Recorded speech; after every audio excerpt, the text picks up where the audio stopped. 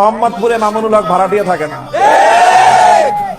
আমার একটা পোলাপানের গায়ের উপরে হাত দেওয়া তো দূরের কথা, এদের দিকে যদি কেউ চোখ বড় করে তাকানোর চেষ্টা করে সেই চোখ আমরা উপরে ফেলবো। সবচেয়ে বড় জন যে থাকে বাংলাদেশে তার সাথে টক্কর দিয়ে মোহাম্মদপুরে মানুষ মামুনুল হক রাজনীতি করতে না। চুনোপুটি কারোর সাথে মামুনুল হকের টক্কর লাগে না। টক্কর লাগছে তো লাগছে বাংলাদেশের নাম্বার 1 পার্সনের সাথে। 3 বছর টক্কর করছে মামুনের সাথে। মামুনুল হকের সাথে টক্কর লাগার পরে এখন মামুনুল হক মোহাম্মদপুরে আছে, বাংলাদেশে আছে, যে টক্কর দিয়েছিল সে নাই। কাজেই মনে রাখো, অন্য কেউ যদি টক্কর দেওয়ার চিন্তা করো আগে 10 বার ভাববা।